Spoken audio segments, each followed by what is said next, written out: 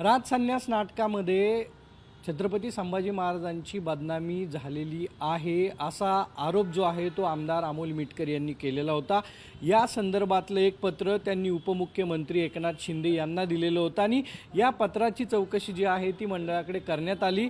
याबाबत मंडळाने काय सल्ला दिला हे आपण जाणून घेणार आहोत। आपल्याबरोबर सदानंद मोरे सर आहेत। सर, काय सल्ला दिला मंडळाने आणि खरंच या नाटकामधून ही बदनामी झाली का आणि काय मजकूर होता?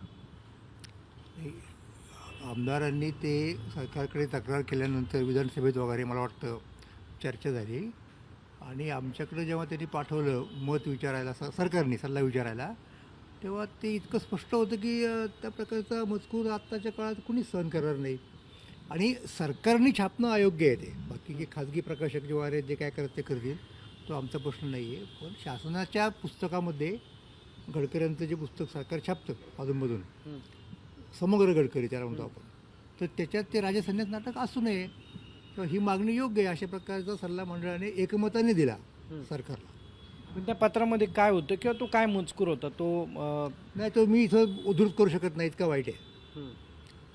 म्हणजे बदनामी झाली आहे। हो ना, या संदर्भात मग चर्चा झाली का? पत्राचा रिप्लाय कधी दिला जाणार आहे? नाही, पत्राचा रिप्लाय वगैरे नाही, आमच्याकडे फक्त सल्ला विचारला सरकारने, आम्ही सल्ला दिला, दॅट्स ऑल।